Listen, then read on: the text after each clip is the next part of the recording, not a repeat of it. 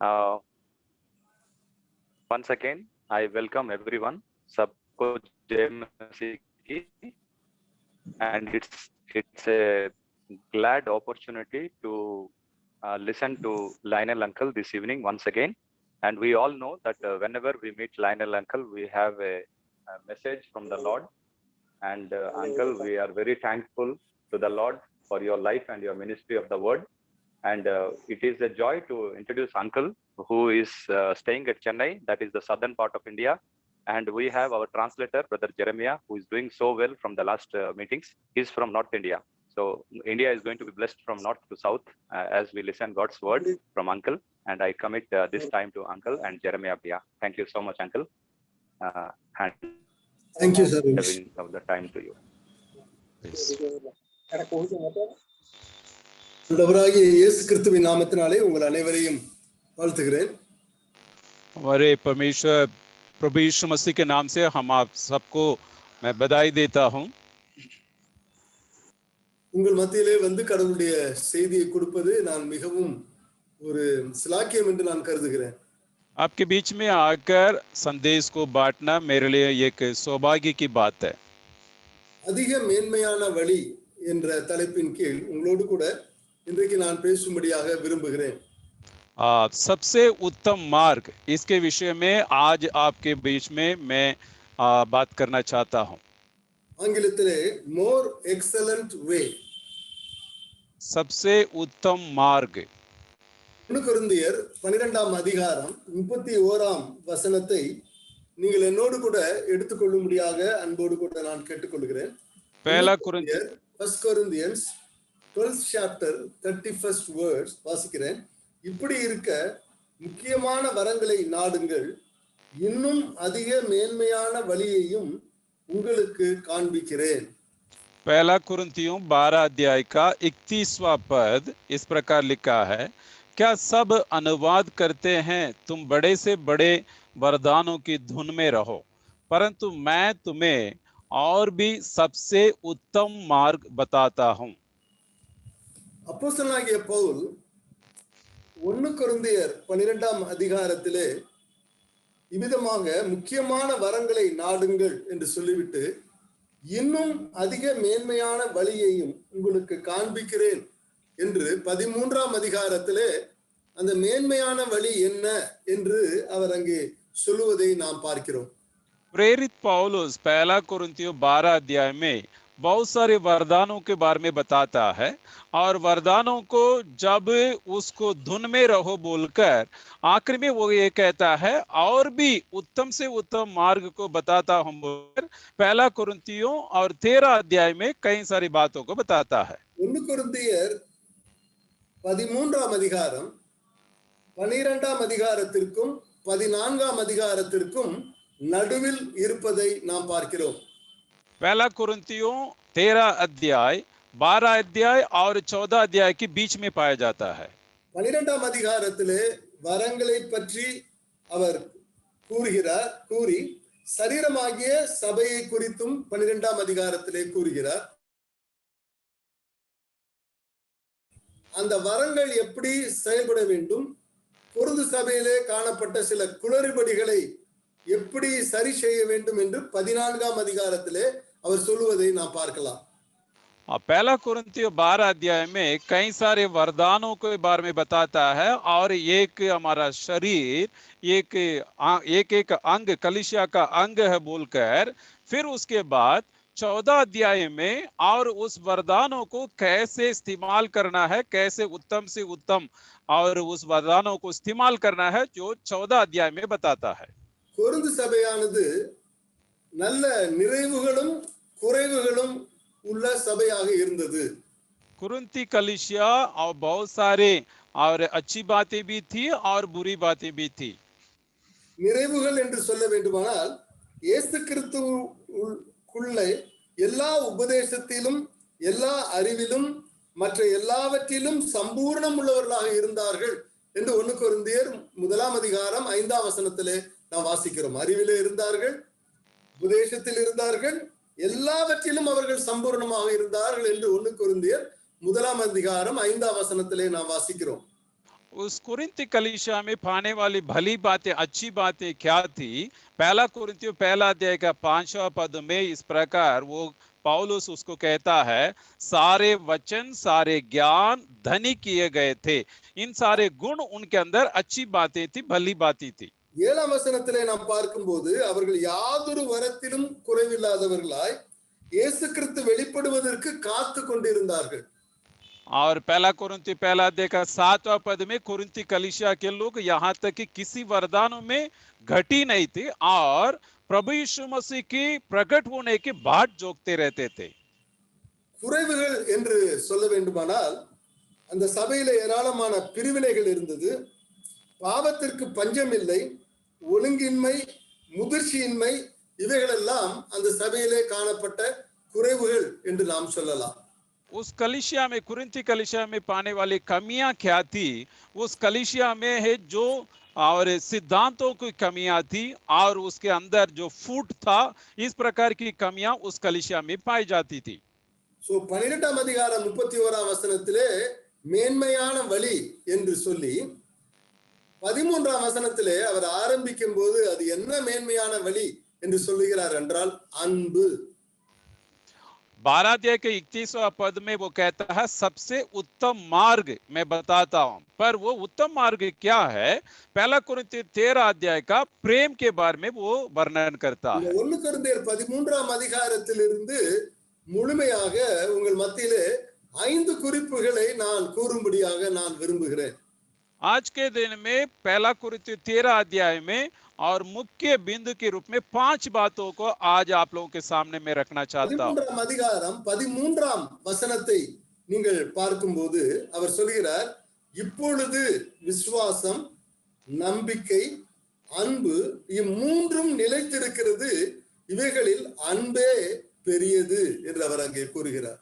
पहला कुरिन्थियों 13 अध्याय के 13 वचन में इस प्रकार लिखा है, अब विश्वास, आशा, प्रेम ये तीनों स्थायी है, पर इनमें से सबसे बड़ा प्रेम है।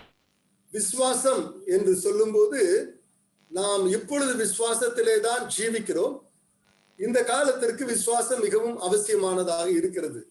विश्वास के कहने से विश्वास में ही हम जी रहे हैं, विश्वास की दुनिया में हम रह रहे हैं। आज के दिन में विश्वास की बहुत बहुत जरूरी है। நம்பிக்கை என்று சொல்லும்போது நமக்குரிய நம்பிக்கை, அதாவது எதிர்காலத்தை குறித்ததாக அது காணப்படுகிறது. आशा के बारे में यदि कहा जाए तो भविष्य को दर्शाता है, भविष्य के बारे में हमारे अंदर आशा है। அன்பு என்று சொல்லும்போது அது எல்லா காலத்திலும் அன்பு தேவைப்படுகிறதாக இருக்கிறது. पर प्रेम के बारे में यदि कहा जाए तो भूतकाल, वर्तमान और भविष्य काल तीनों काल का वो प्रकट होता है, जरूरी भी है। இந்த அன்பே பெரியது என்று சொல்லும்போது அப்போஸ்தலனாகிய பவுல் அப்படியானால் விசுவாசம் வேண்டியதில்லை, நம்பிக்கை வேண்டியதில்லை, வரங்கள் வேண்டியதில்லை என்று சொல்வதல்ல.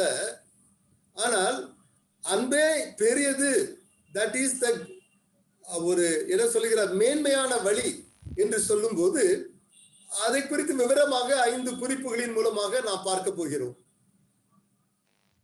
प्रेरित पौलुस विश्वास और आशा ये कहता है, इसका मतलब प्रेम सबसे बड़ा है, इसका मतलब विश्वास और आशा जरूरी नहीं है, ऐसा नहीं है। और उसके साथ साथ में प्रेम बहुत महत्वपूर्ण है। उसके संबंध में आज हम 5 बिंदुओं को हम अध्ययन करेंगे। விசுவாசம், நம்பிக்கை, அன்பு இந்த மூன்றும் புதிய ஏற்பாட்டிலே நிருபங்களிலே நீங்கள் பார்க்கும்போது ஒன்றிணைந்து அல்லது இணைந்து வருகிறதை நாம் பார்க்கிறோம்.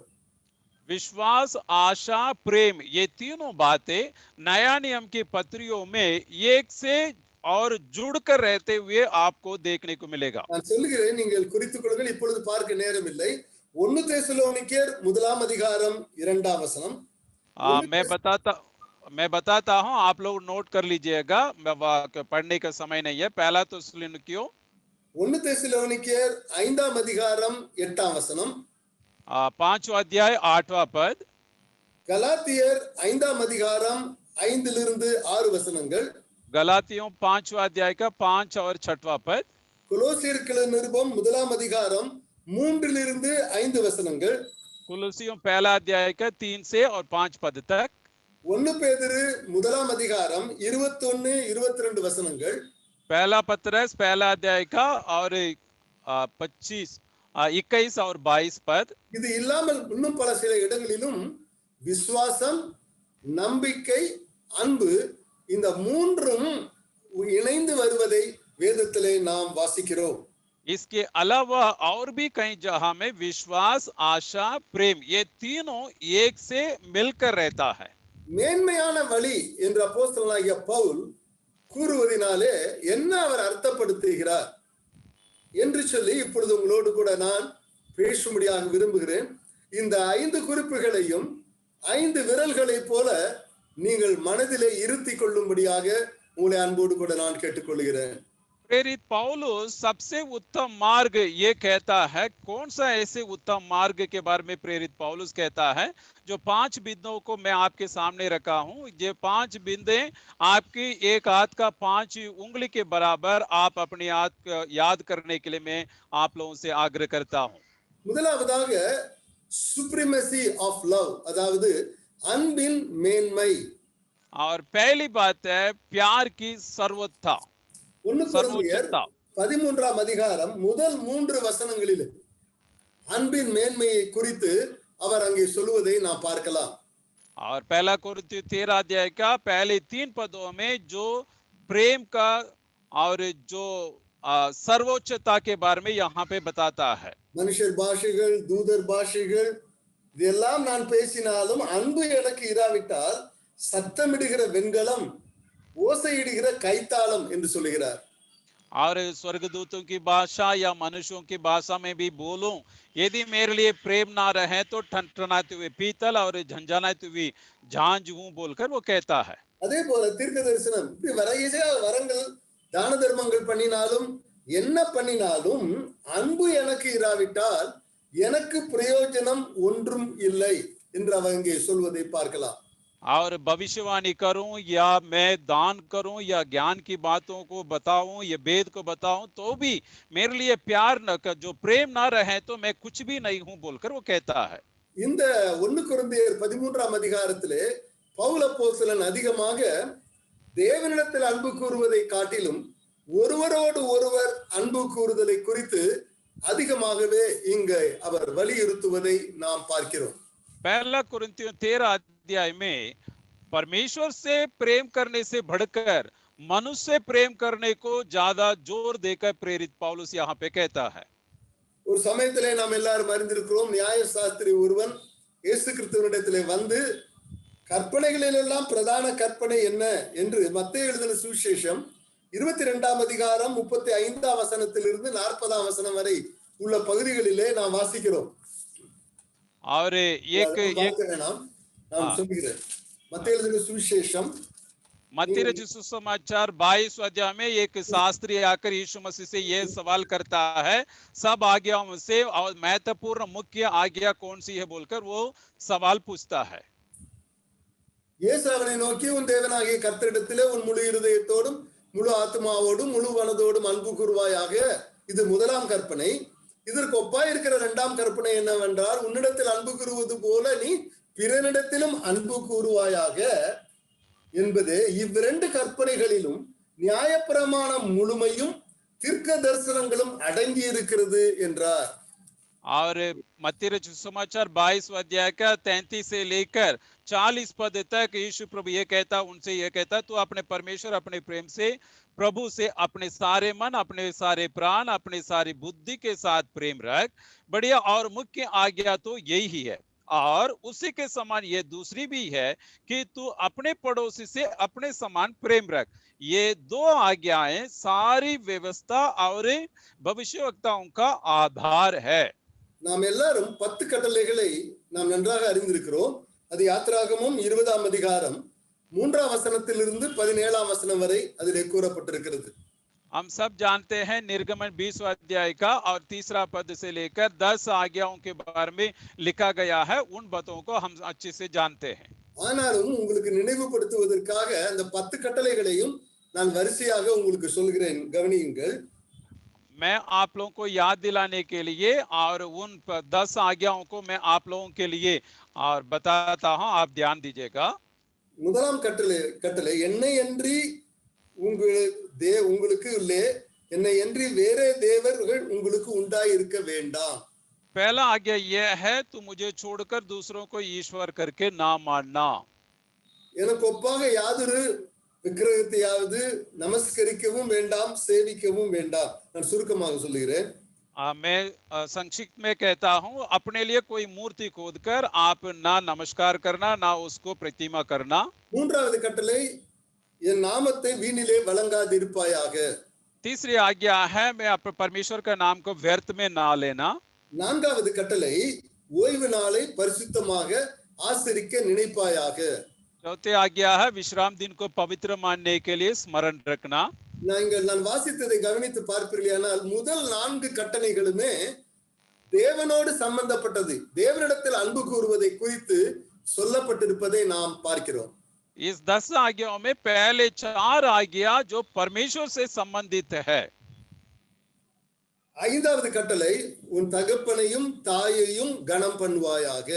5वीं आज्ञा तो अपने माता पिता का आदर करना. ஆறாவது கற்பனை கொலை செய்யாதிருப்பாயாக. 6वीं आज्ञा है खून ना करना. ஏழாவது கட்டளை விபச்சாரம் செய்யாதிருப்பாயாக. 7वीं आज्ञा है व्यभिचार ना करना.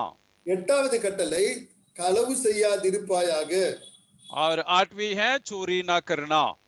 ஒன்பதாவது கட்டளை பொய் சாட்சி சொல்லாதிருப்பாயாக. 9वीं आज्ञा है किसी के विरुद्ध झूठी साक्षी न देना. பத்தாவது கட்டளை பிறருடைய மனைவியாது பிறருடைய வேலைக்கு யாரையும் இச்சியாதிருப்பாயாக. 10वां आज्ञा है किसी के घर किसी के पत्नी को आप लालच ना करना. நீங்கள் பார்க்கும்போது முதல் 4 கட்டளைகள் தேவனோடு சம்பந்தப்பட்டிருக்கிறது. பாக்கி வருகிற 6 கட்டளைகளும் ஒருவரோடு ஒருவர் சம்பந்தப்பட்ட காரியங்களை குறித்து ஆண்டவருடைய கட்டளையை நீங்கள் புரிந்து கொள்ள முடியும்.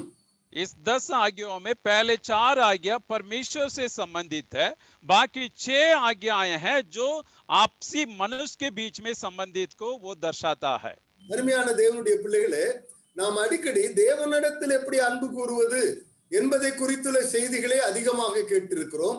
ஆனால் ஒருவரோடு ஒருவர் அன்பு கூறுதலை குறித்துள்ள செய்திகள் அதிகமாக நாம் கேட்கவில்லை. मेरे प्रियो, हम परमेश्वर से कैसे प्रेम करना इसके संबंधित तो बहुत ज्यादा हम लोग संदेश सुन चुके होंगे, पर हम आपस में मनुष्य से कैसे प्रेम करना मैं सोचता हूँ कम संदेश हम लोग सुने होंगे. ஒருவரோடு ஒருவர் அன்பு கூறுதல் மிக மிக முக்கியமானதாக இருக்கிறது. एक दूसरे से प्रेम करना बहुत बहुत महत्वपूर्ण बात है. சோ என்னுடைய முதல் குறிப்பு அன்பின் மேன்மை. मेरा पहली बात यह है प्यार की सर्वोच्चता.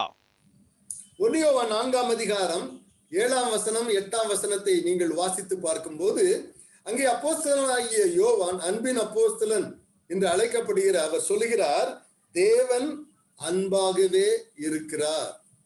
और पहला यूहन्ना 4 अध्याय का 7वां और 8वां पद में यह लिखा है, हम आपस में प्रेम रखें क्योंकि परमेश्वर प्रेमी है. அன்பு தேவனால் உண்டாய் இருக்கிறது. और प्रेम तो परमेश्वर से उत्पन्न होता है. அன்பில்லாதவன் தேவனை அறியான். जो प्रेम नहीं करता है, जो परमेश्वर को नहीं जानता. தேவன் அன்பாக இருக்கிறார். அப்படியானால் நாம் எப்படி வித்தியாசமானவர்களாக இருக்க முடியும்? अगर यदि परमेश्वर प्रेमी है तो हम कैसे उससे भिन्नता के रूप में रहेंगे? தகப்பனை போல பிள்ளைகள், அதே போல தேவனை போலதானே நாமும் குணமுடையவர்களாக இருக்க வேண்டும். जैसे बाप है वैसे बेटा है, उसी प्रकार हमारा परमेश्वर जैसा है उसी प्रकार तो हम भी रहना चाहिए. நம் ஆண்டவருடைய பிள்ளைகளாக மாறி இருக்கிறோம், நாம் மனம் திரும்பி இருக்கிறோம் என்பதற்குரிய அடையாளம் என்னவென்றால் நாம் ஒருவரோடு ஒருவர் அன்பு கூறுதலே.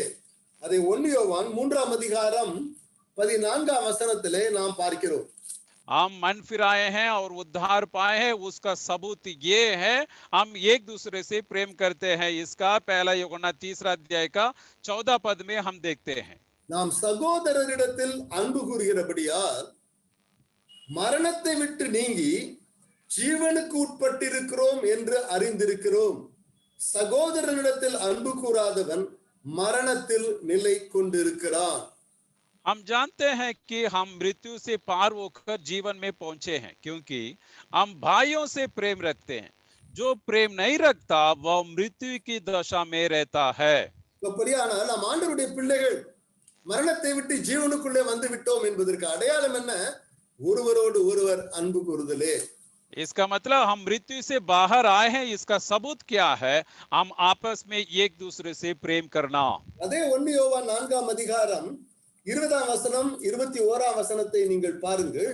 அவர் அங்கே சொல்லுகிறார், தான் கண்ட சகோதரரிடத்தில் அன்பு கூறாமல் இருக்கிறவன் தான் காணாத கடவுளிடத்திலே எப்படி அன்பு கூறுவான்? और वही पहला यूहन्ना 4 अध्याय का 20 और 21वां पद में यदि कहते हैं, यदि कोई कहे मैं परमेश्वर से प्रेम रखता हूं और अपने भाई से बैर रखे तो वो झूठा है, क्योंकि जो अपने भाई से जिसे उसने देखा है प्रेम नहीं रखता। If you do not love the brother whom you see, how can you love God whom you do not see? अगर यदि जो देखने वाले भाई से आप प्रेम ना रखते हैं तो अंधे की ईश्वर से आप कैसे प्रेम करेंगे? 21ஆம் வசனம் சொல்லுகிறார், 4ஆம் அதிகாரம், தேவனிடத்தில் அன்பு கூறுகிறவன் தன் சகோதரனிடத்திலும் அன்பு கூற வேண்டும் என்கிற இந்த கற்பனையை அவராலே நாம் பெற்றிருக்கிறோம். 21वां पद में लिखा है, उससे हमें ये आज्ञा मिली है कि जो कोई परमेश्वर से प्रेम रखता है वह अपने भाई से भी प्रेम रखे। ஆண்டவராகிய இயேசு யோவான் எழுதின சுவிசேஷம் 13ஆம் அதிகாரம் 35ஆம் வசனத்திலே அவர் சொல்கிறார், நீங்கள் ஒருவரில் ஒருவர் அன்புள்ளவர்களாய் இருந்தால் அதனால் நீங்கள் என்னுடைய சீஷர்கள் என்று எல்லாரும் அறிந்து கொள்வார்கள் என்றார். और यूहन्ना रचित सुसमाचार 13 अध्याय का 35वां पद में यीशु प्रभु ने कहा, यदि आपस में प्रेम रखोगे तो इसी से सब जानेंगे कि तुम मेरे चेले हो। ஆங்கிலத்தில் சொல்ல வேண்டுமானால், if you love one another all the people will know you are my disciple. यदि आप लोग आपस में प्रेम रखें सब लोग जान जाएंगे आप प्रभु यीशु मसीह के चेले हैं। கலாத்தியருக்கு நிருபம் 5ஆம் அதிகாரம் 22ஆம் வசனம் 23ஆம் வசனத்திலே அப்போஸ்தலனாகிய பவுல் சொல்கிறார், ஆவியின் கனியோ அன்பு. और गलातियों 5वां अध्याय का 22 और 23वां पद में हम देखते हैं, जो फल है जो प्रेम है, आत्मिक फल है प्रेम है। ஒவ்வொரு மரமும் அதனதன் கனிகளினாலே அறியப்படும். हर एक वरदान उसकी फलों से पहचाना जाता है। கனி இல்லாத மரம் அது வெட்டி போடப்படும். यदि फल ना हो तो उस पेड़ को काटा जाता है। நாம் ஆவிக்குரியவர்கள் என்று சொன்னால் ஆவியின் கனி நம்மிடத்திலே ஆவிக்கேற்றபடியாக நாம் நடந்து கொள்ள வேண்டும். यदि हम आत्मिक जन हैं तो आत्मिकता में हमें चलना चाहिए। மத்தேயு எழுதின சுவிசேஷம் 21ஆம் அதிகாரம் 43ஆம் வசனத்திலே ஆண்டவர் பரிசேயரை பார்த்து சொல்லுகிறார், என்ன சொல்லுகிறார் என்றால், உங்களிடத்திலிருந்து தேவனுடைய ராஜ்யம் பிடுங்கப்பட்டு मत्ती रचित सुसमाचार மக்களுக்கு அது ஒப்படைக்கப்படும் என்று ஆண்டவர் சொல்லுகிறார். मत्ती रचित सुसमाचार 21वां अध्याय का 43वां पद में यीशु प्रभु क्या कहता है, इसलिए मैं तुमसे कहता हूं कि परमेश्वर का राज्य तुमसे ले लिया जाएगा और ऐसी जाति को जो उसका फल लाए दिया जाएगा। அது மாத்திரமல்ல, கலாத்தியருக்கு நிருபம் 5ஆம் அதிகாரம் 14ஆம் வசனத்தை நீங்கள் பார்க்கும்போது, அன்பு நியாயப்பிரமாணத்தின் நிறைவேறுதலாய் இருக்கிறது. और उसी के साथ गलातियों 5वां अध्याय का और जो 14 पद में जो प्रेम परमेश्वर की वो आज्ञाओं को व्यवस्थाओं को पूरी करता है। 15ஆம் வசனத்தை பாருங்கள். 15वां पद को देखिए। 14ஆம் வசனத்திலே அன்பு நீ உன்னிடத்தில் அன்பு கூறுவது போல பிரம்மனிடத்திலும் அன்பு கூறுவாயாக என்ற இந்த ஒரே வார்த்தையிலே நியாயப்பிரமாணம் முழுவதும் நிறைவேறும் என்று சொல்லுகிறார். और 14 पद में तू अपने पड़ोसी से अपने समान प्रेम रखो, इसके द्वारा सारी व्यवस्था पूरी होती है। நீங்கள் ஒருவரை 15ஆம் வசனம் பாருங்கள், ஒருவரை ஒருவர் கடித்து பட்சித்தீர்களானால் அழிவீர்கள். 15 पद में, पर यदि तुम एक दूसरे को दांत से काटते और फाड़ खाते हो तो चौकस रहो कि तुम एक दूसरे से सत्यानाश ना कर दो। ஒரு மிருகம் தான் ஒன்னை ஒண்ணு கடித்து பட்சிக்கிறதை நாம் பார்த்திருக்கிறோம். जानवर ही एक दूसरे को काटता है। நாம் மிருகங்களைப் போல ஒருவரை ஒருவர் குற்றப்படுத்திக் கொண்டு, ஒருவரை ஒருவர் நியாயம் தீர்த்துக் கொண்டு, ஒருவரை ஒருவர் கடித்து கொண்டு, கொதறிக்கொண்டு நாம் இருப்போமேயானால் ஒருவரால் ஒருவர் நீங்கள் அழிக்கப்படாதபடிக்கு எச்சரிக்கையாயிருங்கள் என்று அதே வசனத்திலே அவர் சொல்லுகிறார். जानवर के समान हम एक दूसरे के ऊपर चुगली करना, एक दूसरे के ऊपर दोष लगाना, एक दूसरे की और जो गमियों को हम यदि कहते रहें तो उसमें लिखा है एक दूसरे को फाड़ खाएंगे और एक दूसरे को सत्यानाश कर देंगे. நான் பல திருச்சபைகளை பார்த்திருக்கிறேன். அதிலே குறிப்பாக ஒரு திருச்சபை ஆரம்ப காலத்திலிருந்து என்னுடைய தாயார் குடும்பமாக அழைத்து கொண்டு போவார்கள். मैं कई कलीसियाओं को देखा हूं, पर जो शुरुआत में एक कलीसिया में मेरी मम्मी उस कलीसिया में हमें ले जाया करती थी. அது மிகவும் நன்றாக இருந்த ஒரு திருச்சபை. वो बहुत अच्छी कलीसिया थी. ஆனால் என்ன நடந்தது அதற்குள்ளே என்றால், ஒருவரை பற்றி ஒருவர் குறை சொல்லுதல், ஒருவரை ஒருவர் கடிப்பது, ஒருவரில் ஒருவர் குற்றம் கண்டுபிடிப்பது, இப்படியே போனபடியால் அந்த திருச்சபை ஒன்றுமில்லாமல் போய்விட்டது. बहुत अच्छी कलीसिया है, पर उस कलीसिया में क्या होती थी, उस कलीसिया के अंदर एक दूसरे से विरोध करते थे, एक दूसरे को चुगली करते थे, एक दूसरे को दोष लगाते थे और उसका परिणाम ये हुआ अंत में उस कलीसिया सब मिट गए, वहां पे सब एक कहे कोई नहीं रहे उसमें. அருமையானவர்களே, நம்மிடத்திலே அந்த குற்றப்படுத்துகிற ஆவி வேண்டாம். मेरे प्रियो, हम एक दूसरे को दोष लगाने वाली आत्मा नहीं होनी चाहिए. பிசாசுதான் is an accuser of brethren. அவன் சகோதரர்களை குற்றப்படுத்துகிறவன். वो शैतान ही एक दूसरे को क्या करता है, जो दोष लगाता है. ஆண்டவர் தெரிந்து கொண்டவர்கள் மேல் ஆக்கினைக்குட்படுத்துகிறவன் யார்? Who is that who can judge that person whom the Lord has made righteous? जो परमेश्वर ने चुना है उसके ऊपर दोष लगाने वाले कौन है? அன்பு மற்றவர்களை குற்றப்படுத்தாது. जो प्रेम है दूसरे को वो दोष नहीं लगाता है. அன்பு தன்னை நியாயப்படுத்திக் கொள்ளாது. और प्रेम है अपने आप को न्याय ना कहेगा. அருமையான தேவனுடைய பிள்ளைகளே, நான் இந்த வசனங்களை எல்லாம் உங்களுக்கு சொல்லிக் கொண்டிருக்கும் போது தயவு செய்து நீங்கள் குற்றப்படுத்துகிறவர்களாக அல்லது நியாயம் தீர்க்கிறவர்களாக தப்பு கண்டுபிடிப்பவர்களாக காணப்பட்டு கொண்டே இருப்பீர்களே. ஆனால் இந்த செய்தியை கேட்டுக்கொண்டு இருக்கும் போது தேவனுடைய ஆவியானவர் உங்களோடு கூட பேசுகிறார். உங்களை தாழ்த்தி நீங்கள் மனம் திரும்ப வேண்டும் என்று தாழ்மையோடு கூட நான் கேட்டுக்கொள்கிறேன்.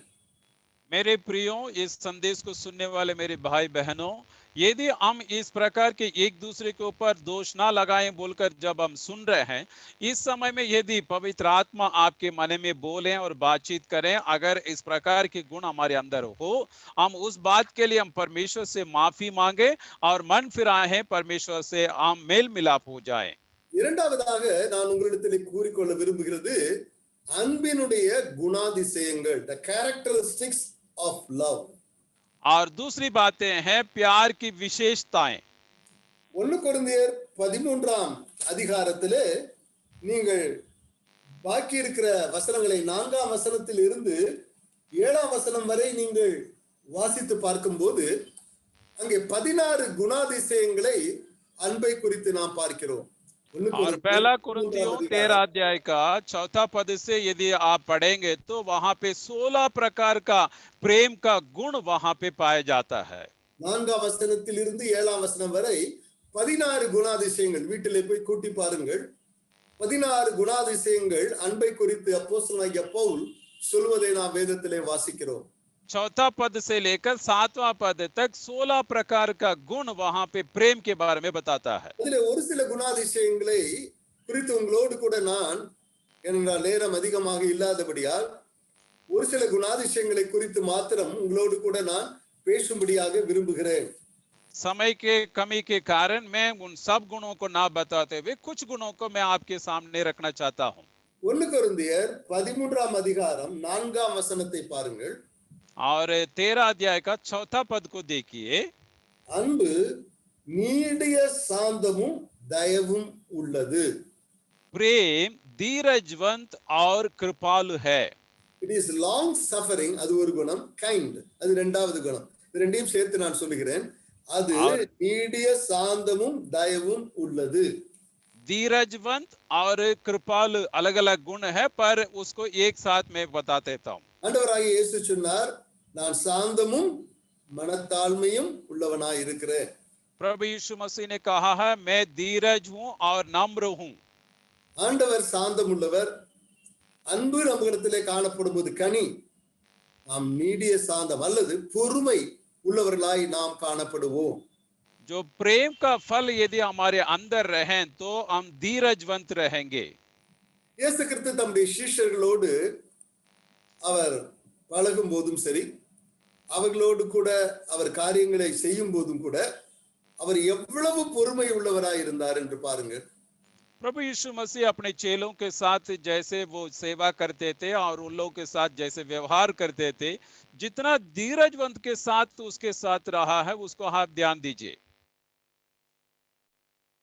கெத்செமனே தோட்டத்திலே இருக்கும்போது எல்லாரும் இயேசுவை பிடிக்கும்படியாக தடிகளையும் இன்னும் பலவிதமான காரியங்களையும் சுவடெல்லாம் எடுத்துக்கொண்டு ஈட்டிகளையும் கத்திகளையும் எடுத்துக்கொண்டு அவர் வரும்போது பேதுரு அப்போஸ்தலன் என்ன செய்கிறார்? யோவான் 18ஆம் அதிகாரம் 10-11 வசனங்களை வாசித்து பார்க்கும்போது அவர் அங்கே வந்த பிரதான ஆசாரியனுடைய வேலைக்காரனுடைய காதை தான் வைத்திருந்த பட்டயத்தால் ஒரே வெட்டுகிறார். और जब गेत्सेमने में यीशु प्रभु जो प्रार्थना कर रहे थे, उस समय उनको पकड़ने के लिए और बहुत सारे लोग जो तलवार के साथ आकर वहां पे यीशु मसीह को पकड़ने आए थे, उस समय में पतरस ने अपने जो तलवार एक सैनिक का काट दिया। இயேசு அவனை பார்த்து சொல்கிறார், பட்டயத்தை உரையிலே போடு, பட்டயத்தை எடுக்கிறவன் எவனும் பட்டயத்தால் மடிந்து போவான். और प्रभु यीशु मसीह ने उनसे कहा है, अपने तलवार को म्याने में रख दो, क्योंकि जो तलवार उठाता है तलवार से नष्ट होता है। அருமையானவர்களே, இப்படிப்பட்டதான நபர்களோடு எல்லாம் அவர் டீல் பண்ணி அவர்களை எல்லாம் சிறந்தவர்களாக மாற்றி ஒரு சிறந்த அப்போஸ்தலனாக திருச்சபையை கட்டுவதற்கு ஆண்டவர் அவரை தெரிந்து கொண்டதை நாம் பார்க்கிறோம். मेरे प्रियो, इस प्रकार के कठोर गुण को पाए जाने वाले चेलों के साथ उन्होंने व्यवहार किया, उनको संग रखा और उनके जीवन को बदलकर आखिरी में प्रभु यीशु मसीह पतरस के उसके ऊपर अपनी कलीसिया को बनाने की वायदा करता है। நாம் யாரையுமே ஒளித்து கட்டிவிட முடியாது. मेरे प्रियो, हम किसी को भी हम नष्ट नहीं कर सकते। அநேக நேரங்களிலே நாம் என்ன நினைக்கிறோம் என்றால், இவர் ஒண்ணும் உதவாத ஆளு, இவரை தள்ளிடலாம் அப்படி நினைச்சா ஒரு शिष्यனையும் ஆண்டவர் வைத்திருக்க முடியாது அந்த நாளிலே. अगर यदि प्रभु यीशु मसीह सोचते हैं ये तो वो कोई काम का नहीं है, इसको तिरस्कार कर दें या तो उसको खत्म कर दें, अगर ऐसा सोचा होगा तो 12 चेलों में से कोई नहीं यीशु मसीह के साथ रहते। நான் படித்த கல்லூரியிலே 1968 1968 மூன்றாம் வருஷம் பொறியியல் கல்லூரியிலே படித்து 70 வரையும் அங்கே நான் படித்துக் கொண்டிருந்த போது ஜெபக்குழுவை மாலை தோறும் அந்த இருக்கிற ஜெபக்குழுவை நான் நடத்துவது உண்டு. और जहां मैं कॉलेज में पढ़ता था 1968 से 1970 के बीच में, और वो वहां पे एक प्रार्थना करने वाली झुंड थी और उस झुंड को मैं चलाता था। எங்களுடைய ஜெபக்குழு அனுதினமும் கூடும் और हमारी प्रार्थना दल है रोज इकट्ठा होते थे। மாலையிலே 6 மணியிலிருந்து 5:30 மணியிலிருந்து 7 மணி வரை நாங்கள் ஜெபிப்போம்। और शाम को 5:30 से 7 बजे तक हम लोग प्रार्थना करते थे। கொஞ்ச நேரம் வேத வசனத்தையும் சிந்திப்போம்। फिर कुछ समय हम लोग बाइबल वचन भी अध्ययन करते थे। அதிலே 3 அல்லது அதிகபட்சமாக 4 பேர் வேண்டுமானாலும் வரலாம்। और उस दल में 3 या ज्यादा से ज्यादा 4 लोग होंगे। அதிலே ஒரு நபரை பார்க்கும்போது நான் செய்தி கொடுக்கும் போதெல்லாம் அந்த நபர் என்ன தெரியுமா செய்வார்?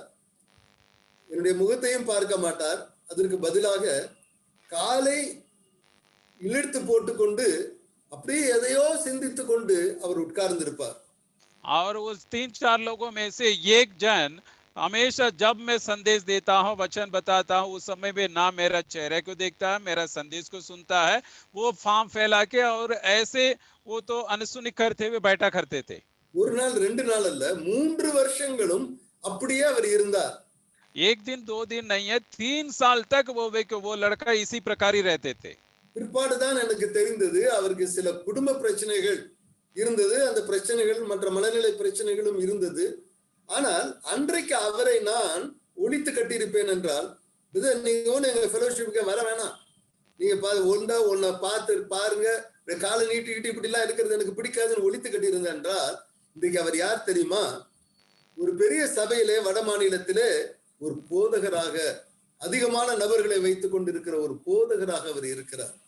मेरे प्रियो, उस प्रकार के उस लड़का को यदि मैं खत्म नहीं किया होता तो आज के दिन में जो उत्तर भारत में एक बहुत बड़ी कलीसिया में एक बहुत बड़ा पादरी के रूप में वहां पे रहता है, पर मैंने उसको ऐसा खत्म नहीं किया है. யாரையும் தயவு செய்து ஒழித்து கட்டி விடாதிருங்கள். मैं आप लोगों से आग्रह करता हूं, किसी को भी उस प्रकार का खत्म करने का कोशिश ना करें. பவுல் அப்போஸ்தலன் சொல்லுகிறார் பிலிப்பியர் 4ஆம் அதிகாரம் 5ஆம் வசனத்திலே, உங்கள் சாந்த குணம் யாவருக்கும் தெரிந்திருக்கிறது கடவுது, இயேசு வருகிறார். और फिलिपियों को 4 अध्याय का 5वां पद में प्रेरित पौलुस कहता है, आपकी जो शांति हर व्यक्ति के सामने प्रकट हुए, क्योंकि प्रभु यीशु मसीह जल्दी आने वाला. तुम्हारी कोमलता सब मनुष्यों पर प्रकट हो गई. இயேசு குறித்து சிறு சிறு கதைகளின் மூலமாக, பேரபிள்ஸ் மூலமாக முக்கியமான சத்தியங்களை கூறுவதிலே மிகவும் கைதேர்ந்தவர். प्रभु यीशु मसीह छोटी छोटी कहानियों के द्वारा बड़ी बड़ी शिक्षाओं को देने में बहुत माहिर है. அவர் ஒரு உவமையை சொல்லுகிறார். प्रभु यीशु मसीह एक उदाहरण दिया. லூக்கா எழுதின சுவிசேஷம் 13ஆம் அதிகாரம் 6ஆம் வசனத்திலிருந்து 9ஆம் வசனம் வரை நீங்கள் பார்க்கலாம். और लूका रचित सुसमाचार 13 अध्याय का और 6 से 9 पद तक. ஒருவன் திராட்சை தோட்டத்தை ஒருவன் வைத்திருக்கிறான். அந்த திராட்சை தோட்டத்திலே ஒரு அத்திமரமும் இருக்கிறது. वहां पे वो व्यक्ति एक अंगूर की बारी रखा था और उस बारी के अंदर एक अंजीर का पेड़ भी लगा था. அந்த அத்திமரத்திலே ஒரு கனியும் இல்லை. उस अंजीर के पेड़ में एक भी फल नहीं था. ஆகையால் அந்த எஜமான் சொல்லுகிறார், இது எதுக்கு தண்டத்துக்கு இருக்குது, நிலத்தையும் ஏன் கெடுத்துக்கிட்டு இருக்குது, இதை வெட்டி போட்டுடலாம், கனி இல்லையே என்று சொல்லும்போது திராட்சை தோட்டத்துக்கு அந்த தோட்டக்காரன் சொல்லுகிறான், வேண்டாம் ஆண்டவரே, இன்னும் 1 வருஷம் 3 வருஷமா கெடுத்துக்கிட்டு தானப்பா இருக்கு, 1 வருஷம் டைம் கொடுங்க, நான் கொத்தி எரி போட்டு பார்க்கிறேன், அப்படி அப்பயும் சரியா வராவிட்டால் அதை வேண்டுமானால் வெட்டி போடலாம்.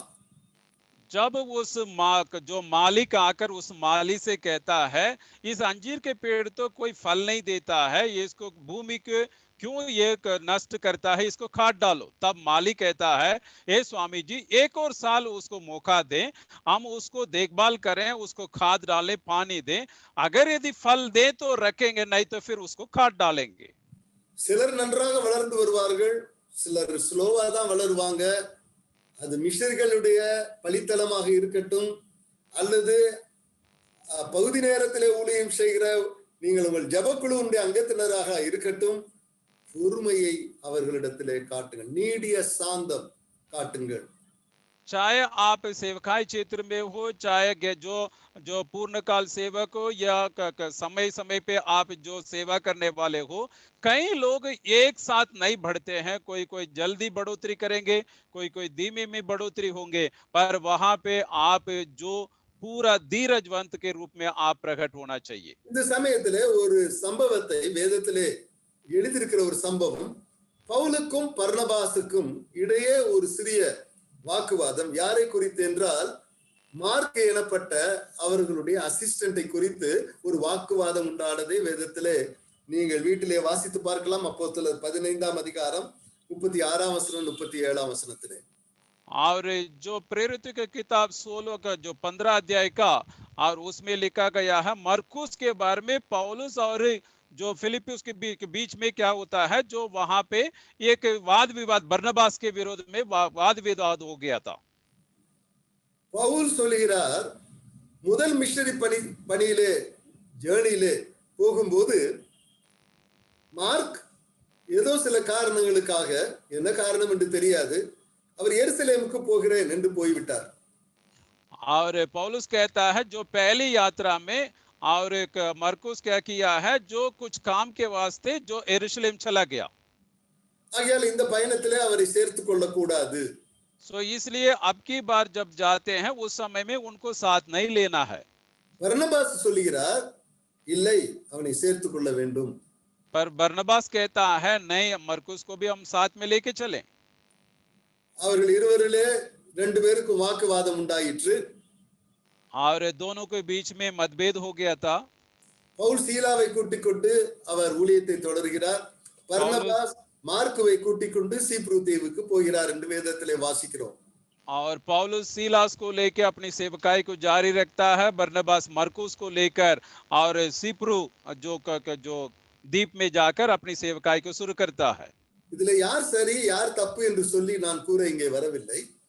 मैं इन दोनों के बीच में कौन सही है कौन गलत है बोलकर मैं न्याय करने के लिए नहीं आया हूं। ஆனால் இதுல ஒரு குறிப்பை நான் உங்களுக்கு சொல்ல விரும்புகிறேன் என்னவென்றால், पर इसमें एक बात को मैं कहना चाहता हूं। யார் வேண்டாம் என்று சொன்னாரோ பவுல் அப்போஸ்தலன், இறுதியிலே 2 தீமோத்தேயு 4ஆம் அதிகாரம் 11ஆம் வசனத்தை நீங்கள் வேண்டுமானால் நீங்கள் எடுத்து பார்க்கலாம். அதே மார்க்குவை அவர் என்ன சொல்கிறார், தீமோத்தேயுவிடத்திலே பாருங்கள், 2 தீமோத்தேயு 4:11ஆம் வசனத்திலே, லூக்கா மாத்திரம் என்னோட இருக்கிறான், மார்க்குவை உன்னோட கூட்டிக் கொண்டு வா, ஊழியத்திலே அவன் எனக்கு प्रयोजनम उल्लवन। और जब वही मरकुस जब जिसको तिरस्कार किया ना कौन ले जाने के लिए मना किया था, उसी व्यक्ति के बारे में प्रेरित पौलुस 2 तीमुथियुस 4 अध्याय के 13 पद में कहता है, जब तुम आते समय में, तीमुथियुस के जो कहता है जब तुम आते समय में मरकुस को भी साथ ले आने के लिए वो कहता है। நேரங்களிலே தலைவர்கள் நம்மை ஒழுங்குபடுத்துவதற்கு சில காரியங்களை சொல்லலாம், ஆனால் அது பெர்மனன்ட் அல்ல. நாம் ஒழுங்கை படித்துக் கொண்டு நாம் தொடர்ந்து பயனுள்ளவர்களாக நாம் மாற வேண்டும் என்பதே அதனுடைய அர்த்தம்.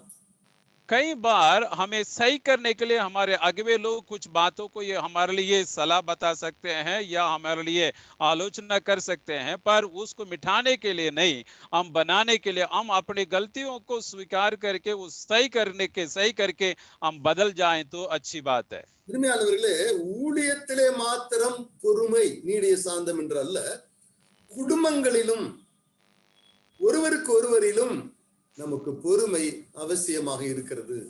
मेरे प्रियो, ना केवल सेवकाई में धीरज है पर हमारे परिवार में भी धीरज और दयालु की बहुत बहुत आवश्यकता है। மனைவி உறவுகளிலே और पति पत्नी के जो संबंध में, பிள்ளைகள் தகப்பன் உறவுகளிலே और माँ बाप और बच्चों के बीच के संबंध में பொறுமை தேவையாக இருக்கிறது. और धीरज की बहुत जरूरी है। இந்த கொரோனா காலங்களிலே எல்லாரும் வீட்டிலே இருக்கும்போது ஊழியத்துக்கு போக முடியல, வேலைக்கு போக முடியல, ஸ்கூலுக்கு போக முடியல, காலேஜுக்கு போக முடியல. ஹஸ்பண்ட் அண்ட் ஒய்ஃப் அதிகமா எங்கே தான் இருந்தாங்க, வீட்டுக்குள்ளேயே தான் அதிகமான நேரங்களை கழித்தார்கள். इस कोरोना के समय में ज्यादातर हम बाहर नहीं जा पाए हैं, ना सेवकाई के लिए ना ड्यूटी के लिए जा पाए हैं। पति पत्नी अपने परिवार वाले सब घर ही में ही रहते थे। சமீபத்தில் எடுத்த ஒரு புள்ளி விவரத்தின்படி, ஸ்டாட்டிஸ்டிக்ஸ் படி அவர்கள் என்ன சொல்கிறார்கள், இந்த கொரோனா காலத்தில் தான் குடும்ப சண்டைகள் அதிகம். और इस कोरोना के इस लॉकडाउन के समय में एक सर्वे किया गया था, वो सर्वे बताती है इस कोरोना का समय में ही परिवारों में सबसे ज्यादा लड़ाइयां हुई है। கணவனும் மனைவியுக்கும் உள்ள லடாய்னா சண்டைகள் இல்லையா பிரதர்? சண்டைகள் மாத்திரமல்ல, ஒருவரை ஒருவர் அடிப்பதும் அதிகமாக இருந்ததாம். ना केवल एक दूसरे की लड़ाई करते थे और एक दूसरे को मारपीट भी करते थे पति पत्नी को। பாஸ்டர்மார்களும் மிஷனரிமார்களும் கூட இதற்கு விதிவிலக்கு அல்ல. और इस प्रकार के गुणों में, इस प्रकार की दुर्भाग्य बातों में सेवक और पास्टर लोग भी फंस गए। கர்த்தருடைய ஊழியக்காரனோ கர்த்தருடைய ஊழியத்தை செய்கிற நமக்கு முற்கோபம் கூடாது. जो सेवा करने वाले हमारे अंदर जो गुस्सा नहीं होनी चाहिए। 1 தீமோத்தேயு 3ஆம் அதிகாரம், நான் சொல்வதெல்லாம் வேதத்திலிருந்து தான் சொல்லுகிறேன். 1 தீமோத்தேயு 3ஆம் அதிகாரம் 3ஆம் வசனத்தை பாருங்கள். கர்த்தருடைய கண்காணியானவன், ஊழியத்துக்கு பொறுப்பாய் இருக்கிறவன், அவன் மதுபான பிரியனாய் இருக்கக்கூடாது, அவன் அடிக்கிறவனாயும் இருக்கக்கூடாதான். और जो कुछ मैं बताता हूँ बाइबल के वचन से ही मैं बता देता हूँ। आप देखिएगा 1 तीमुथियुस 3 अध्याय के 3 पद में, जो प्रभु की सेवक जो अध्यक्ष है पियकर ना मारपीट करने वाला ना हो। அப்படியானால் அவன் எப்படி இருக்க வேண்டுமா? பொறுமையுள்ளவனும் சண்டை பண்ணாதவனும் பண ஆசை இல்லாதவனுமாய் இருந்து தன் சொந்த குடும்பத்தை நன்றாய் நடத்துகிறவன். ऐसा है तो फिर वो कैसे रहना चाहिए? कोमल हो, ना झगड़ालू, ना धन का लोभी हो, अपने घर का अच्छा प्रबंध करता हो और अपने बाल बच्चों की सारी गंभीरता से आधीन रखता हो. ஆண்டவராகிய இயேசு சொல்கிறார், குடும்ப வாழ்க்கையிலே பொறுமை அவசியம். இன்னைக்கு ஒரு ஜெபம் प्रभु பண்ணுங்க. यीशु मसीह कहता है, प्रभु यीशु मसीह कहता है, परिवार के जीवन में धीरज का बहुत बहुत आवश्यकता है. கோபப்படுத்தினாலும், என் புருஷன் என்னை கோபப்படுத்தினாலும், என் பிள்ளைகள் என்னை கோபப்படுத்தினாலும் பொறுமையை தாரும் ஆண்டவரே. என்னுடைய டெம்பரை நான் லூஸ் பண்ணாதபடி நான் பொறுமையோடு இருக்க எனக்கு உதவி செய்யும் என்று ஜெபியுங்கள். हमारी प्रार्थना ये होना चाहिए, चाहे हमारी पत्नी हमें गुस्सा दिलाए, ना हमारे पति तो हमारे गुस्सा दिलाए, ना हमारे बच्चे हमारे गुस्सा दिलाए हैं, तो भी हे प्रभु हमें धीरज दे बोलकर हमें प्रार्थना करना चाहिए. இந்த காலங்களிலே நான் அதிகமாக persecuted Christians, persecution among the leaders, persecution among the missionaries குறித்து நான் அதிகமாக பார்த்து அதற்காக ஜெபிப்பது உண்டு. आज के दिनों में जो सताए गए मसीह लोग और सताए गए मसीही अगुवे लोगों को देखकर मैं उन लोगों के लिए ज्यादातर मैं प्रार्थना करता हूँ. அருமையானவர்களே, நாம் கடைசி காலத்தில் ஜீவிக்கிறோம். मेरे प्रियो, हम आखिरी दिनों में हम रह रहे हैं. இந்த உபத்திரவங்கள் எல்லாம் நமக்கு அதிகமாக வரும் என்பதை மறந்து போகாதீர்கள்.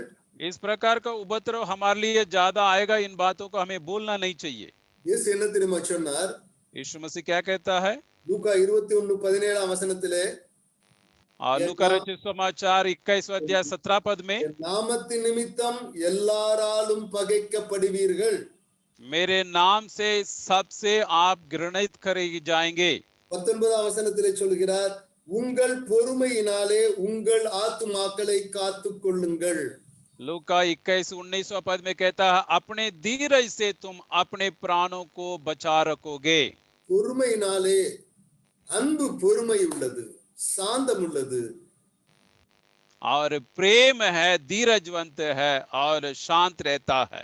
இரண்டாவதாக அன்பு எப்படிப்பட்டது என்று அதே 1 கொரிந்தியர் 13 ஒரு சில குணாதிசயங்களை மாத்திரம் நான் பேச போகிறேன்.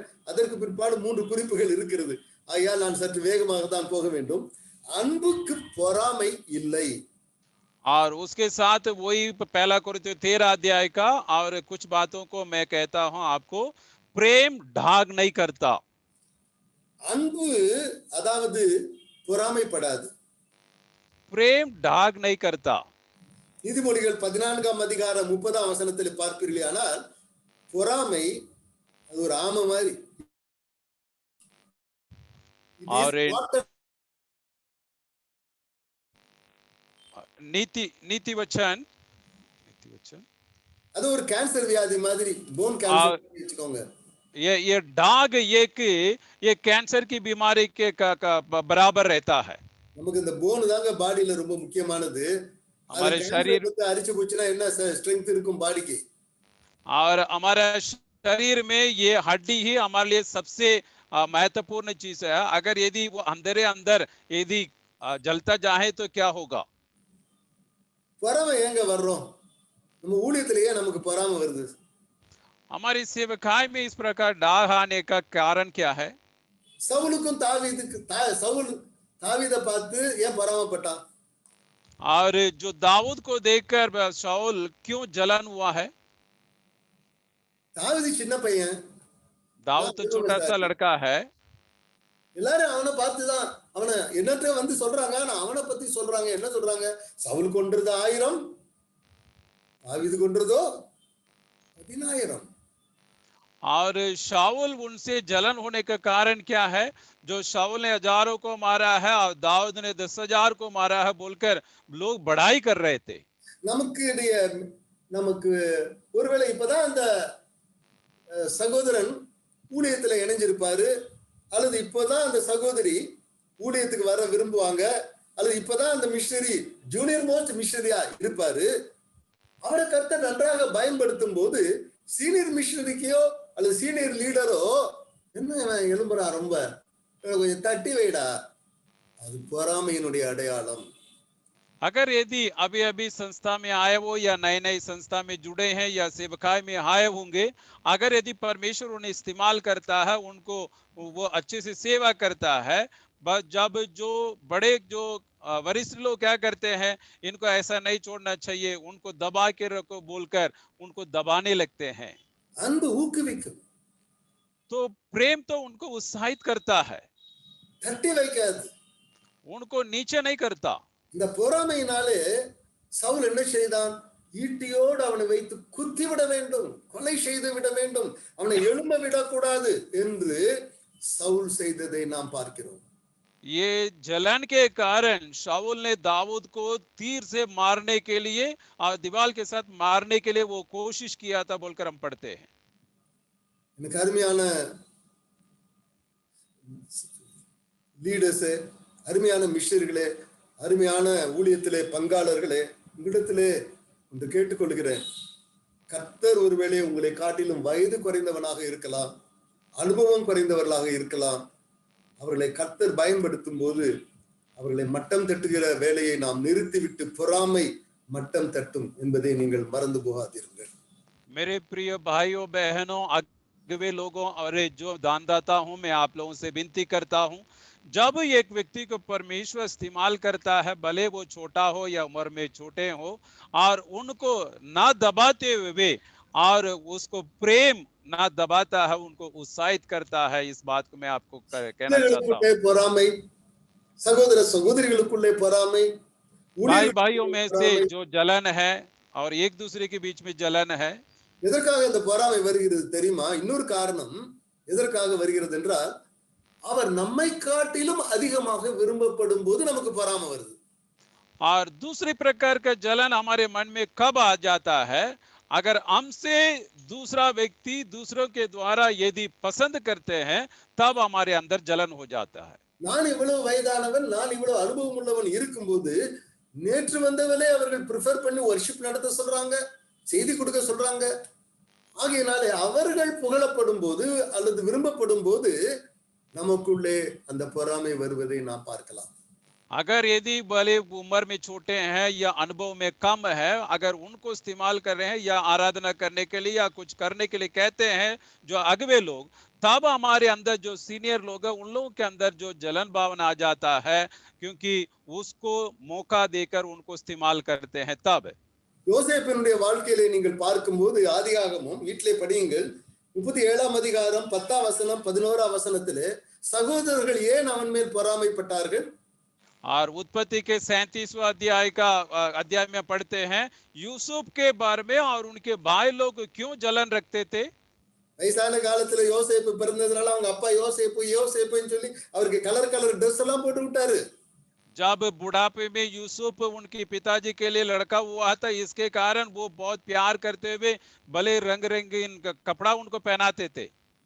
இது பத்தாதுன்னு சூரியனும் சந்திரனும் நட்சத்திரங்கள் எல்லாம் 11 நட்சத்திரங்களும் என்னை வணங்குகிறதுன்னு ஒரு சொப்பனம் வேற பார்த்துட்டாரு. और उसके अलावा यूसुफ ने एक स्वप्न भी देख लिया है, सूरज और चंद्रमा और 11 जो तारा है मेरे सामने दंडवत करता है बोलकर स्वप्न भी देख लिया। நாங்க போய் இவனை பணியணுமா? இதன் நிமித்தமும் அவர்கள் அதன் மேல் பொறாமை கொண்டார்கள். इसके कारण उनके भाई लोगों ने यूसुफ के ऊपर जलन रखते थे। அருமையான சகோதர சகோதரிகளே, பொறாமை இருந்தால் இப்பொழுதே அதை எடுத்து தூக்கி எறியுங்கள், அது எலும்பை உருக்கிவிடும். मेरे प्रिय भाइयों बहनों, यदि हमारे अंदर जलन है तो वो हमारे हड्डी को सुखा देगी। आज ही हम उसको निकाल कर फेंकने का कोशिश करें। ஒரு சில உதாரணங்களை எனக்கு எல்லாம் நீட்டமா வசனம் பார்த்தா டைம் இருக்காதுன்னா சொல்லிட்டே போறேன். இயேசு கிறிஸ்து மேல ஏன் பொறாமைப்பட்டாங்க தெரியுமா?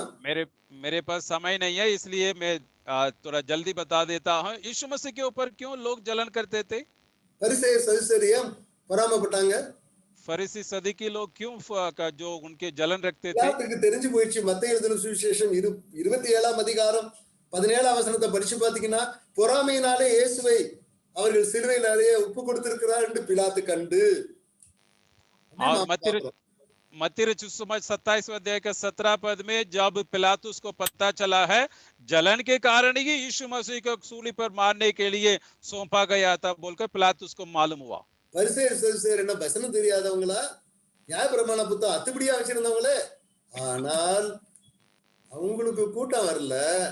இயேசு கிறிஸ்து நின்னாலே திரள் கூட்டமான மக்கள் அவரை பின்பற்றி வந்தார்கள். இதை பார்த்த உடனே ஐயோ நம்ம கையை விட்டு போயிடும் போல இருக்கேன்னு பொறாமை கொண்டு அவரை சிலுவையில் அடித்து அவரை கொலை செய்து காலிப்பட வேண்டும் என்ற அளவுக்கு அந்த பொறாமை மற்றவர்களை தூண்டி விடுகிறதை நாம் பார்க்கிறோம். फरीसी सदूकी लोगों को ज्ञान और बाइबल के सब प्रकार के ज्ञान में था, पर भीड़ के भीड़ यीशु मसीह के पीछे जाते थे, फरीसी सदूकी लोगों के पीछे नहीं जाते थे। इसके कारण फरीसी सदूकी लोगों ने जलन के कारण यीशु मसीह के सूली पर मार डालने के योजना बनाए थे। சோ அன்பினுடைய முதல் குணாதிசயம் பொறுமை. और जो प्रेम का पहला गुण है वो धीरजवंत है। இரண்டாவது குணாதிசயம் அன்பு பொறாமை கொள்ளாது. और जो दूसरा गुण है जो ढाग नहीं करता है। மூன்றாவது அன்பினுடைய குணாதிசயம் 13ஆம் அதிகாரம் 4ஆம் வசனம் 5ஆம் வசனத்திலே பாருங்கள். தன்னை புகழாது, இருமாப்பாய் இராது, தற்பொழிவை நாடாது. और तीसरा गुण है जो 13 अध्याय का 4 पद और 5 पद में, प्रेम अपनी बढ़ाई नहीं करता और फूलता नहीं है, वो अनरीति नहीं चलता। பரிசேயருடைய ஒரு சிறப்பான ஒரு குணாதிசயம் என்ன தெரியுமா? மத்தேயு 23ஆம் அதிகாரம் 5ஆம் வசனத்துல வாசிக்கிறேன்.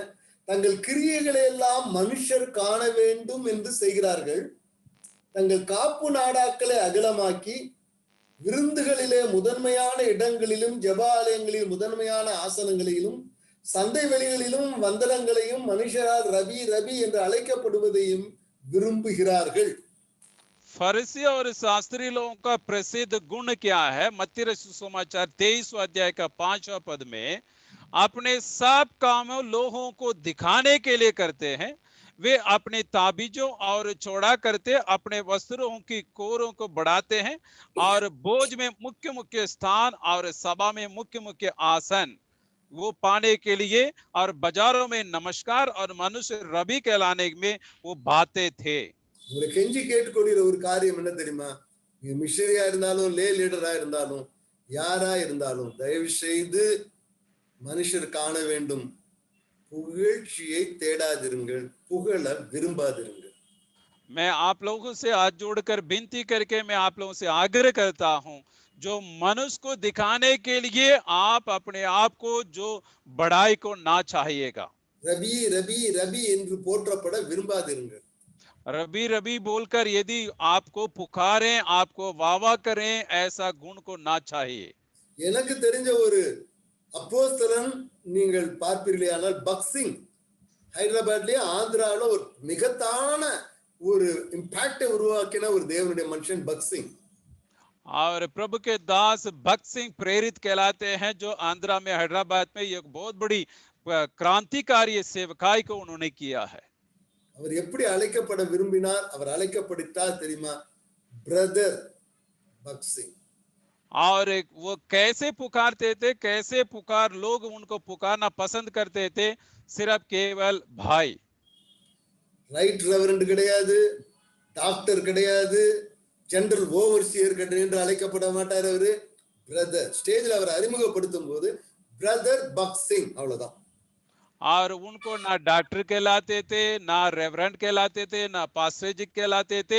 जब सभाओं में जब परिचय कराते थे, उस समय में ब्रदर भाई भक्त सिंह बोलकर उनको परिचय कराते थे। 10ஆம் அதிகாரம் 18ஆம் வசனத்தில் அப்போஸ்தலனாகிய பவுல் சொல்கிறார், தன்னைத்தான் புகழுகிறவன். பிரதர், நான் ஒரு தீர்க்கதரிசி, நான் யார்? ஒரு ரிவைவலிஸ்ட், நான் ஒரு பெரிய ஆர்கனைசேஷனுடைய தலைவன். தன்னைத்தான் புகழுகிறவன் உத்தமன் அல்ல. और दूसरा कुरिन्थियों 10वां अध्याय का 18 पद में प्रेरित पौलुस कहता है, जो अपने बड़ाई करता है वह नहीं, परंतु जिसकी बड़ाई प्रभु करता है वही ग्रहण किया जाता है। கர்த்தரால் புகழப்படுகிறவனே உத்தமன். जो प्रभु से बड़ाई करता है वो ही ग्रहण करने वाले योग्य है। Do not love to be in the center stage. நடுமையில் நிக்கணும்னு ஆசைப்படாதீங்க, ஸ்டேஜுக்கு போகணும்னு ஆசைப்படாதீங்க, எல்லாரும் உங்களை பார்த்து லைம் லைட்ல வரணும்னு ஆசைப்படாதீங்க. முடிந்த அளவுக்கு மறைஞ்சுக்கோங்க. உங்களை புகழ விரும்பாதீங்க. सब लोग आपको बढ़ाई करें, सब लोग आपको वाह करें, या मंच के बीच में आप रहें और सबके सामने आप पेश हो जाएं, ऐसा आप पसंद ना करिएगा। यहाँ तक हो सके तो सभा के बीच पर्दा के पीछे रहने के लिए आप आशा रखिए। வில்லியம் கைரி எனப்பட்ட தேவ மனுஷன் இந்தியாவுக்கு வந்து கல்கட்டால வந்து பெரிய காரியங்கள் எல்லாம் பைபிள் டிரான்ஸ்லேஷன் பண்ணி எத்தனையோ பேருக்கு ஆசீர்வாதமாக இந்த மனுஷனை குறித்து நீங்க கேள்விப்பட்டிருப்பீங்க. विलियम कैरी के बारे में आपने सुना होगा, जो भारत में कलकत्ता में आके बड़े बड़े कार्यों को किया है, और उसके बारे में आपने सुना। ஒரு பெரிய டின்னர் பார்ட்டி ஒழுங்கு செய்திருந்தாங்களா, और वो बहुत बड़े भोज को तैयार किए थे। இப்ப வேணுனே ஒரு நபர் வில்லியம் கேரியை பார்த்து சத்தமா, அந்த கூட்டத்துல நிறைய டிக்னிட்டரிஸ் எல்லாம் இருக்காங்களாம், சத்தமா பார்த்து வில்லியம் கேரி த காப்லர் என்று சொல்லி, I'm sorry, William carry the shoe maker என்று அவரை பார்த்து கூப்பிட்டார்களாம். और उस बहुत बड़े बोझ में बड़े बड़े लोग वहां उपस्थित थे, और जानबूझकर एक व्यक्ति ने विलियम कैरी को ऐसे ऊंचे शब्द से पुकारते थे, विलियम कैरी जो जूता सुधारने वाला बोलकर। வில்லியம் கேரி திரும்பி பார்த்து அவரிடத்துல சொன்னாராம், நான் ஒரு ஷூ மேக்கர் அல்ல, நான் ஒரு காப்லர், ஷூ ரிப்பேர் தைக்கிறவன் என்று அவரிடத்துல சொன்னாராம். और उन्होंने ये बोलकर पुकारा था, जो जूता बनाने वाला, पर उन्होंने कहा था मैं बनाने वाला नहीं हूं, मैं सुधारने वाला हूं। மனுஷரால் புகழப்பட விரும்பாதீர்கள். मनुष्यों के द्वारा बढ़ाई करने के लिए आप आशा ना करें। இன்றைக்கு அவரை குறித்து மோசமா பேசுற மனுஷன் பேரு எங்க போச்சோ தெரியாது, ஆனா இன்னைக்கு வில்லியம் கேரியினுடைய பெயர் அகில உலகமும் தெரியும். और जो विलियम कैरी को जो नाम को घटाने के लिए जो किया था, उसका नाम तो नहीं है, पर विलियम कैरी का नाम तो प्रसिद्ध आज भी है।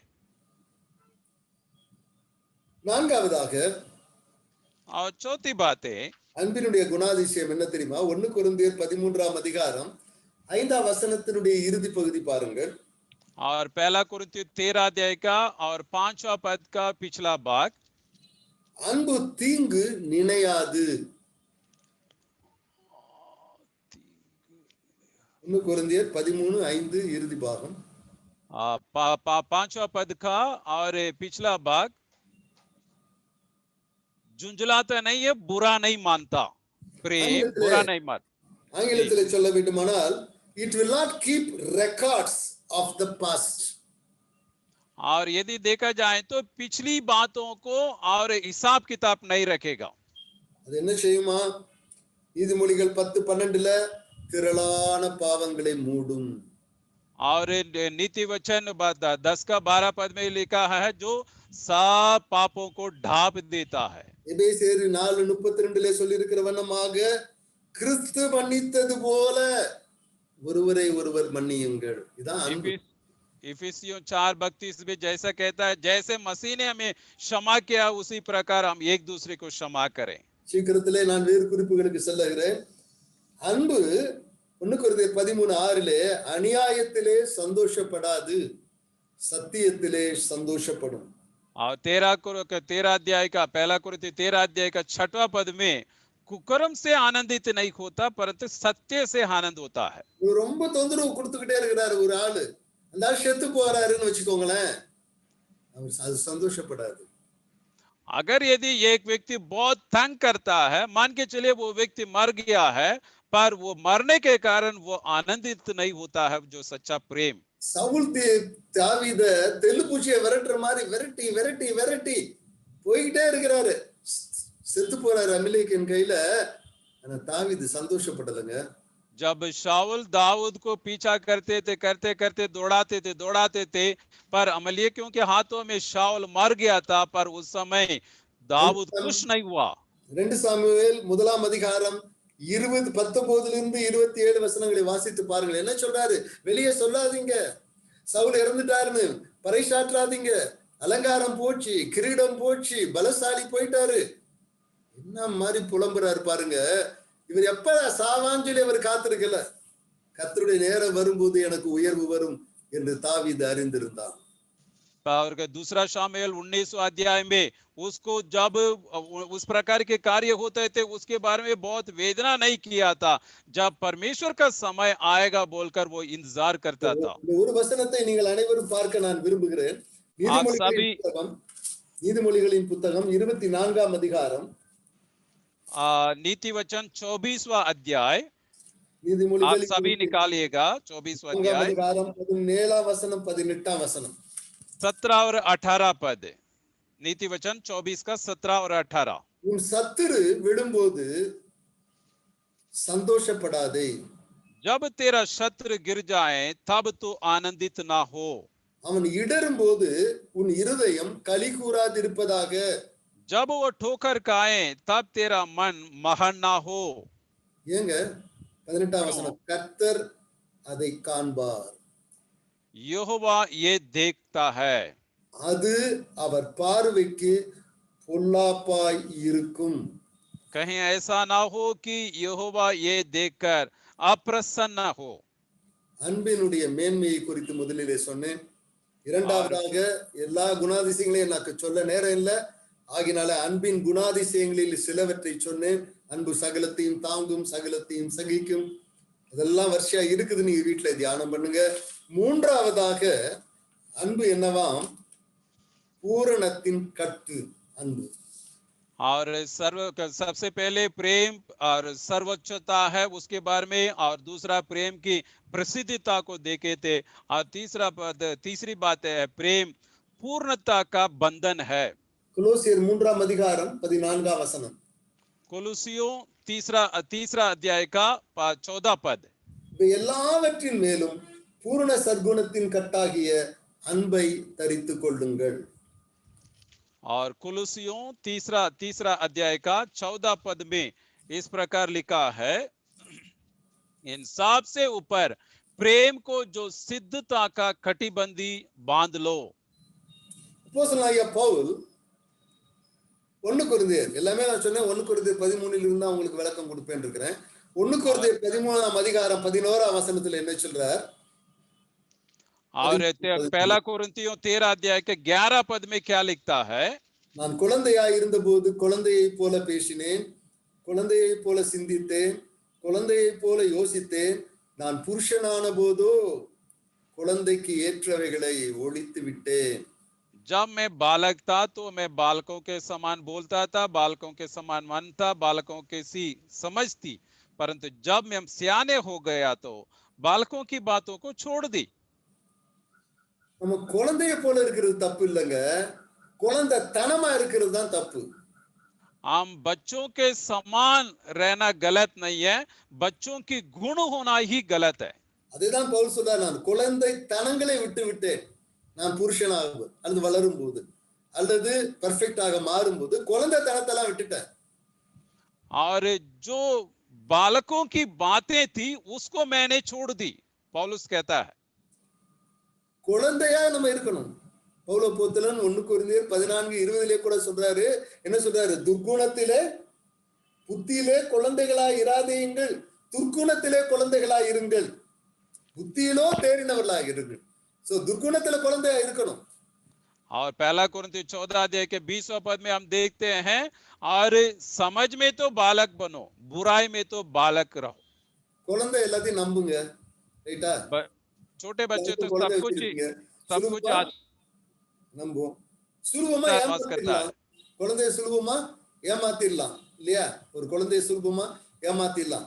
அதனாலதான் அப்போஸ்தலனாகிய பவுல் எபேசியர் 4ஆம் அதிகாரம் 14ஆம் வசனத்துல என்ன சொல்றாருன்னா, நீங்க குழந்தைகளை போல இல்லாம கொஞ்சம் வசனத்தை எல்லாம் ஆராய்ஞ்சு நல்லா முதிர்ச்சி பெறுங்க. ஏன்னா துருபதேசத்தெல்லாம் வச்சு உங்களை குழந்தையா இருந்தீங்கன்னா சுலபமா ஏமாத்திடுவாங்க அப்படின்றாரு. எபேசியர் 4:14, இனி குழந்தைகளாயிராமல்.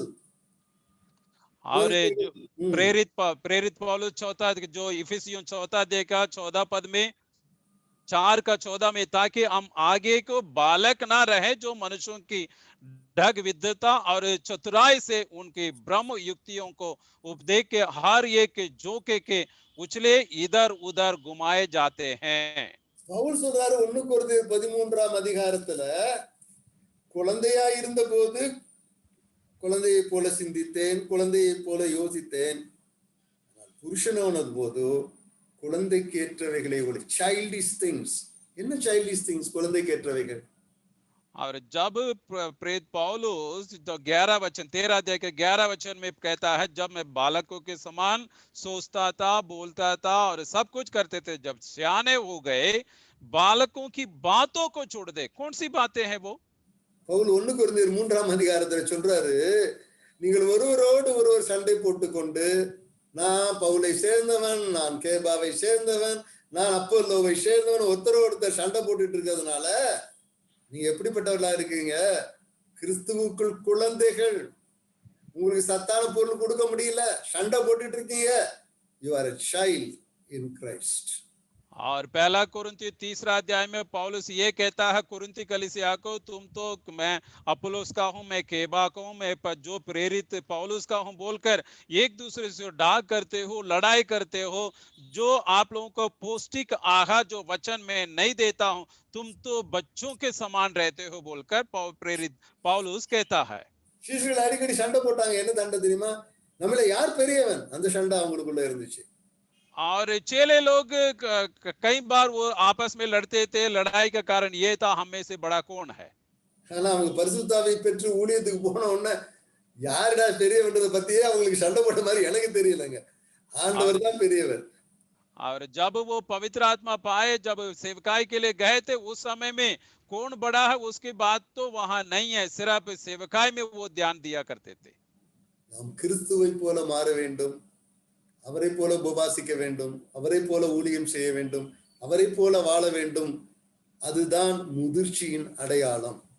हम मसीह के समान होना है, मसीह के समान सोचना है, मसीह के समान हमें बढ़ना है, यही हमारी मसीहत की परिपक्वता है। அப்போஸ்தலனாகிய பவுல் கொலோசியருக்கு நிருபம் 1ஆம் அதிகாரம் 28ஆம் வசனத்திலே சொல்லுகிறார், எந்த மனுஷனையும் கிறிஸ்து இயேசுவுக்குள் தேறினவனாக நிறுத்தும்படிக்கு அவரையே நாங்கள் அறிவித்து, எந்த மனுஷனுக்கும் புத்தி சொல்லி, எந்த மனுஷனுக்கும் எல்லா ஞானத்தோடும் உபதேசம் பண்ணுகிறோம். कोलोसियों के पत्र और पहला अध्याय का 28वां पद में जिस प्रकार करके हम हर एक मनुष्य को चेतावनी देते हैं और सारे ज्ञान से हर एक मनुष्य की सिखाते हैं कि हम हर एक व्यक्ति को मसीह में सिद्ध करके उपस्थित करें। நமக்குள்ளே அந்த கிறிஸ்துவுக்குள் தேறினவன், கிறிஸ்துவனுடைய குணம், கிறிஸ்துவனுடைய ஸ்பாவம், கலந்த தனமெல்லாம் விட்டுருங்க. புருஷனை போல, கிறிஸ்துவை போல அப்போஸ்தலனாகிய பவுல் 1 கொரிந்தியர் 16ஆம் அதிகாரத்தில் எழுதும்போது எழுதுறார், பி லைக் மென், புருஷராயிருங்கள். புருஷத்துவம் நமக்கு தைரியம், ஒரு முதிர்ச்சி, வளர்ச்சி. யாரை போல? லைனர் போலயா? இல்ல, இயேசுவை போல. जब हम मसीह में हो जाते हैं, मसीह में मसीहत की जो परिपक्वता, सिद्धता हमारे अंदर रोज बढ़ना चाहिए, या किसी अगुवे की या किसी मनुष्य की नहीं, प्रभु यीशु मसीह के और प्रभु यीशु मसीह के समान हम सिद्धता में बढ़ते जाना चाहिए। இயேசு சொன்னார், மத்தேயு எழுதின சுவிசேஷம் 5ஆம் அதிகாரம் 48ஆம் வசனத்திலே, பரலோகத்தில் இருக்கிற என் பிதா பூரண சர்க்குணராய் இருக்கிறது போல நீங்களும் பூரண சர்க்குணராய் இருங்கள். ஆங்கிலத்திலே to be perfect as your father in heaven is perfect. जैसे प्रभु यीशु ने मत्ती रचित सुसमाचार 5वें अध्याय का 48वां पद में इस प्रकार लिखा है, जैसे तुम्हारे स्वर्गीय पिता सिद्ध है वैसे तुम भी सिद्ध बनो। அதுக்கு முன்னாடி வசனங்கள் எல்லாம் படிங்க, और उसके पहले के पदों को पढ़िए। சத்துருவை சிநேகியுங்க, சபிக்கிறவனை ஆசீர்வதிங்க, துன்பப்படுத்துறவனுக்காக விண்ணப்பம் பண்ணுங்க. இன்னும் எவ்வளவு நீதி உள்ளவர்கள் மேலும் அநீதி உள்ளவர்கள் மேலும் நீதி வர்ஷிக்க பண்ணுகிறவர், வலையை வர்ஷிக்கப்படும். சோ இப்படி பட்சபாதம் இல்லாதவர். நம்ம ஏன் பட்சபாதம் காட்டணும்? நம்ம ஏன் விரும்பினவங்க வேணானவங்க நம்ம கழிச்சு கட்டணும்? பரலோகத்தில் இருக்கிற என் ஜாதி, என் ஊரு, நோ, பரலோகத்தில் இருக்கிற பிதாவுக்கு எல்லாருக்கும் ஒரே ஜாதி தான், எல்லாரும் ஒரே ஊர் தான். கொர்நேலியு வீட்டை பார்த்து பேதுரு பிரசங்கிக்கிறார், தேவன் பட்சபாதம் உள்ளவர் அல்ல. और जब उस पदों में मत्ती 5वां अध्याय में उसके पहले हम पढ़ते हैं और उसमें लिखा है उसके समान जो शत्रुओं से प्रेम करो और जो तुम्हें सताते हैं उसके लिए प्रार्थना करो। इसी प्रकार के पक्षपात के बहर रहने के लिए प्रभु यीशु मसीह कहता है। और कुरनेलियुस के घर में भी वहां पे भी ना जातिवादी है, ना ऊंचे हैं, ना बड़े हैं, ना छोटे हैं। उसी प्रकार परमेश्वर तो पक्षपात नहीं करता है, एक सा रहना चाहिए। जैसे हमारे पिता सिद्ध है उसी प्रकार हमें सिद्ध होना चाहिए। அன்பினுடைய மேன்மையை குறித்து சொன்னேன், और प्रेम के प्रसिद्धता को बताया அன்புடைய குணாதிசயங்களை குறித்து சொன்னேன், और विशेषता को मैंने बताया। அன்பு பூரணத்தினுடைய கட்டு கயிறு போல பூரணத்திற்குள்ளே நம்மை நடத்துகிற கயிறு என்று உங்களுக்கு சொன்னேன்। और प्रेम उस पूर्णता में हमें बांध देता है, बंधन है बोलकर मैंने कहा। அன்பு என்னவென்றால் யாக்கோபு எழுதின பொதுவான நிருபம் 2ஆம் அதிகாரம் 8ஆம் வசனத்திலே நீங்கள் பாருங்கள்। और याकूब की पत्री 2 अध्याय का 8वां पद को देखिए। யாக்கோபு 2:8ஆம் வசனம்। याकूब की पत्री 2 अध्याय 8वां पद। அது அன்பு உன்னிடத்தில் நீ அன்பு கூறுகிறது போல பிறனிடத்திலும் அன்பு கூறுவாயாக என்று வேத வாக்கியம் சொல்லுகிற ராஜரீக பிரமாணத்தை நீங்கள் செய்வீர்களானால் நிறைவேற்றுவினால் நன்மை செய்வீர்கள்। तो भी यदि तुम पवित्र शास्त्र के इस वचन के अनुसार की तू अपने पड़ोसी से अपने समान प्रेम रख, सचमुच उस राज व्यवस्था को पूरी करते हो तो अच्छी ही करते हो।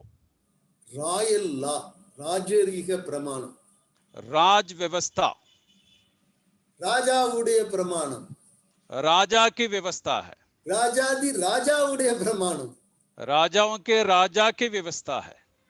ஒரு சமயத்திலே ஒரு நியாய சாஸ்திரி இயேசுவிடத்திலே வந்தார்। एक बार शास्त्री यीशु मसीह के पास आए थे। இயேசுவை பார்த்த உடனே எழுந்திருந்து இயேசுவண்டை அவரை சோதிக்கும்படி பல சமயங்கள்ல பல பேர் இப்படி வந்து கேட்கிறாங்க, நீ நித்திய ஜீவனை சுதந்திரித்துக்கல்ல நான் என்ன செய்ய வேண்டும்? और यीशु मसीह को परखने के लिए उसके पास आकर पूछते थे, मैं अनंत जीवन पाने के लिए मैं क्या करूं? இயேசு கேட்கிறார், என்ன எழுதி இருக்கிறது? यीशु ने पूछा था, यीशु ने उनसे पूछा था क्या लिखा है, आप क्या सोचते हो? அப்படியே வருஷா அப்படியே சொல்றான், தேவனாகிய கர்த்தரிடத்தில் உன்னை முழு இருதயத்தோடு சொல்லிட்டு உன்னை சிநேகிக்கிறது போல பிறனையும் சிநேகிப்பான் எல்லாம் அப்படியே சொல்றான்। சொல்லிட்ட உடனே சொல்லுங்க। सारी बातों को उन्होंने बताता है, जो जो आज्ञा परमेश्वर ने लिखा है उस आज्ञाओं को सब कुछ बता के फिर आगे आके बताता है। தன்னை நீதிமான் என்று காண்பிக்கும்படி எனக்கு பிறன் யார் என்று கேட்கிறான்। Who is my neighbor என்று கேட்கிறான் அவன்। और अपने आप को धर्मी के रूप में सिद्ध रखने के लिए मेरा पड़ोसी कौन है बोलकर पूछता है। அருமையானவர்களே, இயேசு அப்ப சொல்றாரு, ஒரு ஓமையை சொல்றாரு, லூக்கா 10ஆம் அதிகாரம் 27।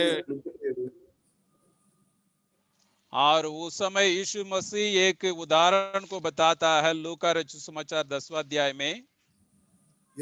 எருசலேமிலிருந்து எரிகோவுக்கு போகிற ஒரு மனுஷன் போகும்போது அங்கே போகிற வழியில கல்லரால் குற்றுயிராய் கிடக்கப்பட்டு காயப்பட்டு கிடக்கும்போது ஒரு ஆசாரியன் கடந்து செல்கிறான், பார்த்து விட்டு போய்விடுகிறான்। ஒரு லேவியனும் பார்க்கிறான், பார்த்து விட்டு போய்விடுகிறான்। பின்பு ஒரு சமாரியன் வருகிறான், அவன் அதில் ஏற்றுக்கொண்டு அவனை குற்றுயிருக்கு திராட்சரசமும் எண்ணெயும் வார்த்து தன்னுடைய வாகனத்திலே ஏற்றி சத்திரத்திற்கு கொண்டு போய் தன்னுடைய ஜேர்னியை பிரேக் பண்ணி அடுத்த நாள் காலையில சத்திரத்துக்காரனத்துக்கு 2 காசு கொடுத்து விட்டு, இவனுக்கு ஏதாவது இன்னும் செலவு பண்ணா இன்னும் அதிகமா செலவு பண்ணா அதையும் கொடுக்குறேன் அப்படி சொன்ன போது ஆண்டவர் அவனிடத்துல கேட்கிறாரு, இதுல இவனுக்கு யார் பிறன்? அவன் சொல்றான், இரக்கம் செய்தவனே நீயும் போய் அப்படியே செய்। लूका रचित समाचार 10वां अध्याय का 25वां पद में इस उदाहरण को बताते हैं। एक यात्री यरूशलेम के यरीहो के ओर जा रहा था। उस समय में उसको वो मार गिरा दिया था, उसको डाकू ने उसको लूट लिया। तो उस समय में एक याजक आया, उसको देख के चला गया। दूसरा एक लेवी आया था, वो भी एक देख के चला गया। तीसरी बार एक सामरी यात्री आए थे, उसको उठाया और उसको गांव को और दाखरस उड़ेला और सत्र में ले जाकर उसको दवाई किया और उसको 2 पैसा देकर उसको और ख्याल रखने के लिए कहा, अगर यदि और कुछ बचा है तो मैं कल दे दूंगा बोलकर उनको बताता है। तब यीशु मसीह उनसे पूछा था उनको पड़ोसी कौन है बोलकर, तब उस व्यक्ति कहता है वो सामरी यात्री बोलकर उसको उत्तर देता है। நம் ராஜரீக கட்டளையாகிய அன்பை நாம் கைக்கொள்கிறோமா? क्या हमारे प्रेम के राज व्यवस्था को हम पूर्ति करते हैं क्या? எத்தனை பேர் பிசாசினாலே தாக்கப்பட்டு குற்றுயிராய் கிடைக்கிறார்கள்? Excuse me, எத்தனை பேர் காயப்பட்டு பாவத்தினாலும் பிசாசினாலும் காயப்பட்டு குற்றுயிராய் இருக்கிறார்கள்? कितने सारे लोग अधूरे में पड़े हैं, घायल हुए हैं और उस प्रकार की स्थिति में पाए जाते हैं। அவர்களை தேடி நாம் செல்கிறோமா? उन लोगों को ढूंढकर हम जाते हैं क्या? அவர்களுக்காக நாம் ஜெபிக்கிறோமா? उन लोगों के लिए प्रार्थना करते हैं क्या? ஆஸ்திரேலியன் மிஷனரி ஒரிசா ஸ்டேட்ல வந்து குஷ்டரோகிகள் மத்தியிலே ஊழியம் செய்து அங்கேயே சுட்டு எரிக்கப்பட்டு அப்படியாக பாடுபட்டு ஆண்டவருக்காக நிற்கிற மனிதர்களை, மிஷனரிகளை இன்றைக்கு ஆண்டவர் தேடி செல்கிறார். ऑस्ट्रेलिया से आए हुए एक विदेश मिशनरी ग्राहम स्टेन्स जैसे उड़ीसा में आकर उन्होंने सेवा करके वहीं जला दिया गया, वहां पे अपना प्राण दिया। उसी प्रकार के सेवकों को परमेश्वर आज चाहता है। அதே மாதிரி இன்றைக்கு ஒரு பயோகிராஃபியை நான் படித்தேன். ஐரிஷ் பால் டாக்டர், அவர்கள் பெரிய பணக்கார குடும்பத்தில் பிறந்தவர்கள்.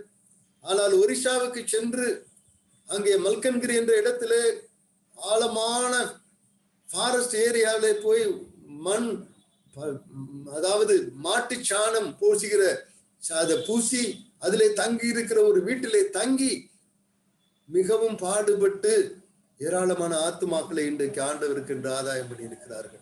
उसी प्रकार आयरिश पाल करके मलकनगिरी उड़ीसा के जहां में रहकर वहां पे एक बहुत कम व्यवस्था में पाए जाने वाले एक झोपड़ी में रहकर उन्होंने अपनी सेवकाई को वहां निभाए हैं। वहां पे बहुत सारे आत्माएं बची गए हैं। 15 வருடங்கள் அந்த பகுதியிலே ஊழியம் செய்த போதிலும் ஒரே ஒரு மிஷனரி கூட, ஒரே ஒரு ட்ரைப்ஸ் கூட ஆண்டவரை ஏற்றுக்கொள்ளவில்லை.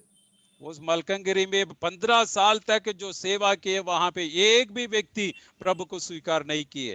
இதற்கிடையிலே அவருடைய கணவன் 42வது வயதிலே அவர் மரித்து போனார். और उनके 42 साल में वो देहांत हो गया था। அவருடைய தகப்பனார் அவர்களுக்கென்று ஒரு பெரிய வீட்டை கட்டி இந்த இடத்துல நீ வந்து பிரைவேட் பிராக்டிஸ் பண்ணு என்றெல்லாம் போட்டு அவ்வளவு பெரிய பில்டிங் சென்னையில கட்டி வைத்திருக்கிறார். पर उनके पिताजी ने चेन्नई में एक बहुत बड़ा क्लिनिक अस्पताल खोल के यहाँ पे आकर अपना जो क्लिनिक चलाओ बोलकर बना के रखा था। எல்லாத்தையும் உதறி தள்ளி விட்டு மறுபடியும் அந்த மல்கன்கிரிக்கு போன போது அந்த மக்கள் எல்லாம் பார்த்தாங்க, இந்த டாக்டர் அம்மா உண்மையாகவே நம்மை நேசிக்கிறார்கள், இவரிடத்திலே அவர்கள் சொல்லுகிற கிறிஸ்துவின் அன்பு காணப்படுகிறது என்று சொல்லி முதல் முறையாக 36 பேர் ஞான ஸ்நானம் பெற்றார்களாம். जब उनकी पत्नी दोबारा वहां पे उस मलकनगिरी जहां में गए थे और वहां पे देखते समय में उस इलाका के लोग सच में जान गए थे मसीह का प्रेम इस डॉक्टर के पास है बोलकर, जो वहां पे और 35 लोग वहां पे एक साथ प्रभु को स्वीकार किए गए थे।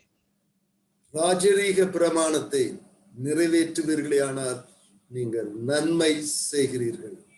राज व्यवस्था को यदि पूरी करते हैं तो आप भला करते हैं।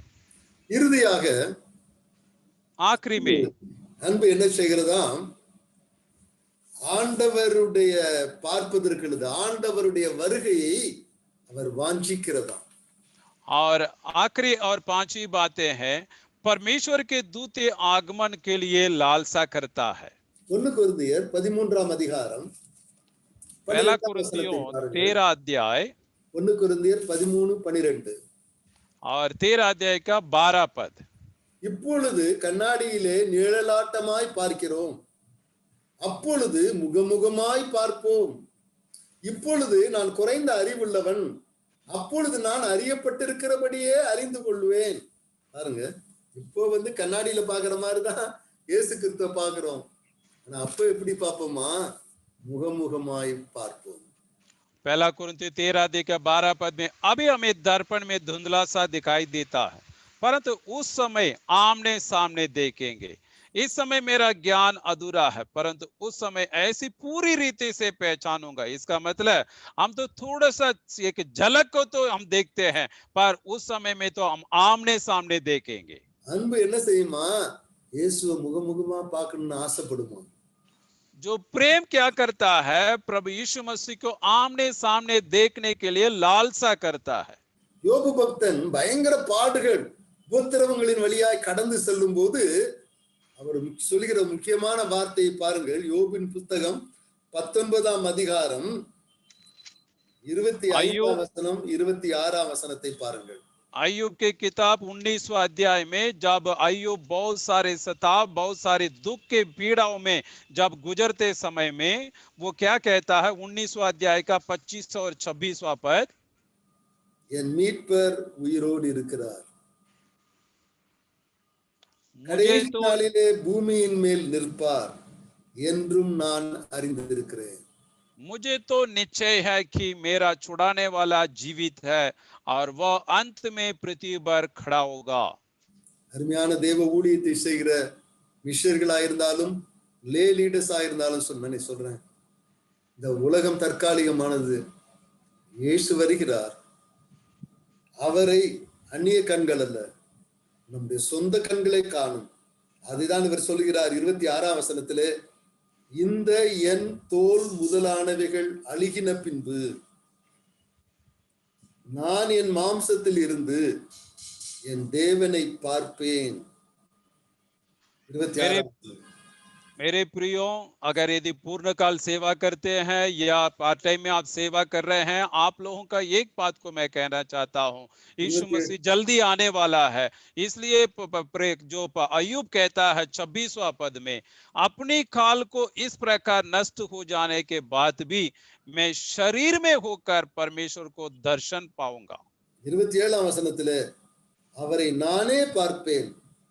27वां पद में என் கண்களே அவரை காணும், இந்த வாஞ்சையால் என் உள்ளந்திரியங்கள் எனக்குள் சோர்ந்து போகிறது. उसका दर्शन मैं आप ही अपनी आंखों से अपने लिए करूंगा और कोई दूसरा नहीं। यद्यपि मेरा हृदय अंदर ही अंदर चूर चूर भी हो जाए। அன்பினுடைய இறுதி வசனங்களுக்குள் வருகிறோம். அன்பை குறித்து ஆரம்பித்த அப்போஸ்தலனாகிய பவுல் என்ன சொல்லுகிறார்? முகமுகமாய் நாம் அவரை பார்ப்போம். प्रेम से शुरुआत करने वाले प्रेरित पौलुस अंत में ये कहता है, हम आमने सामने देखेंगे। நாம் ஒருவரை ஒருவர் நம்முடைய இந்திய தேசத்து மக்களை நாம் நேசிப்போமேயானார், நாம் மாத்திரம் பரலோகத்திற்கு அல்ல, அவர்களும் பரலோகத்திற்கு வர வேண்டும் என்று அவர்களையும் அந்த பரலோகத்திற்கு அழைத்து செல்வோம். இயேசு கிறிஸ்து வரும்போது நம்முடைய தேசத்தை அவருக்காக நாம் காணிக்கையாக கொடுப்போம். हमारे भारत देश के लोगों के ऊपर यदि हम प्रेम करेंगे तो हम ना केवल हम स्वर्ग जाएंगे, हमारे भारत के लोगों के साथ हम उस महान ईश्वर को आमने सामने देखेंगे। அப்படிப்பட்டதான ஆசீர்வாதத்தினாலே கர்த்தர் நம்மை நிரப்புவாராக. उस प्रकार के आशीषों के साथ परमेश्वर हमें भरे। आमीन. परमेश्वर आशीष करें। आमीन।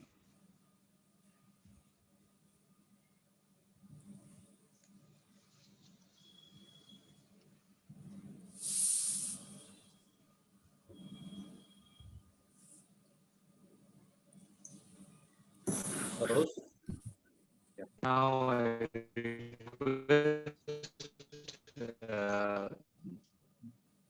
thank you so much. Thank you so much. Thank you, Jeremiah. Now I request Jaya Jyoti Jairaj Akka to lead us in intercessory